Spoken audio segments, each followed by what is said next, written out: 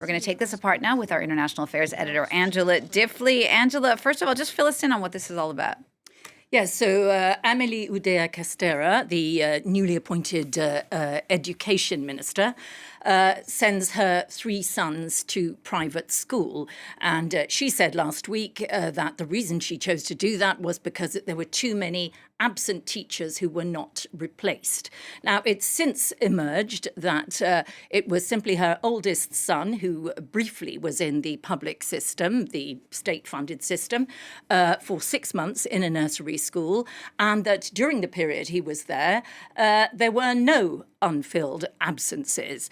And so this has caused considerable annoyance amongst teaching unions, considerable annoyance amongst school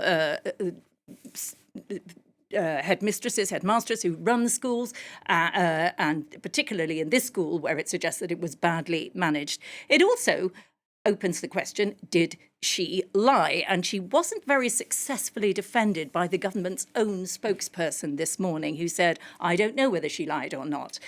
She has gone back to the school where her son briefly spent 6 months this morning in an effort to build bridges to repair the damage. But that has, in some ways, just made her look more out of touch. This is a school, a government-funded school, not a private school, in a very privileged part of Paris. It makes her look a little out of touch, very many people appear to think. And Emmanuel Macron and his new Prime Minister, Gabriel Atal, have said they really want education in France to be a major priority at the moment. This isn't really going to help, is it? No, it's not. Schools and teachers were already annoyed. There have been a succession of education ministers since Emmanuel Macron took over the presidency. Yet again, it changed last week. They liked Gabriel Atal as education minister. He's now been appointed prime minister, but he was only in education for 5 months.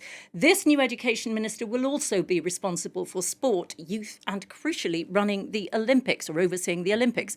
People say that shows that education has been downgraded as a priority. And above all, this scandal, if you like, sheds light on a very serious issue within education in France, and that is a huge drop in recruitment, massive difficulty in retaining teachers in France. Morale is at rock bottom. Since Emmanuel Macron came into the presidency, 2 French school teachers have been killed in classrooms by Islamists. Teachers report that they self-censor and that they are worried about their own security. And of course, that is really not helping in recruitment.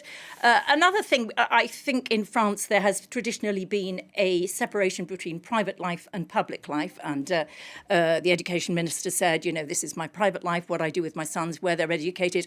That doesn't work anymore in France, any more than it does anywhere. Social media is out there. People think if you are going to be telling us what should work, what is good for everybody else's children, your own children should be in the system. Journalists are reluctant to criticize and have been in the past, often because their own children are in the private system, but social media is very clear. And just a quick word, Angela. President Macron is doing a major address to the nation tonight. What can we expect?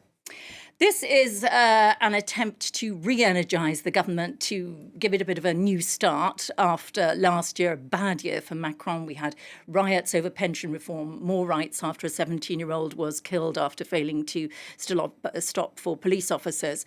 The government party was pretty much torn apart over an immigration bill. It was a difficult year, and this is an attempt to restart it with this telegenic Gabriel Atal. The reason for that is that the European elections are coming up. Macron cannot afford a huge defeat in that.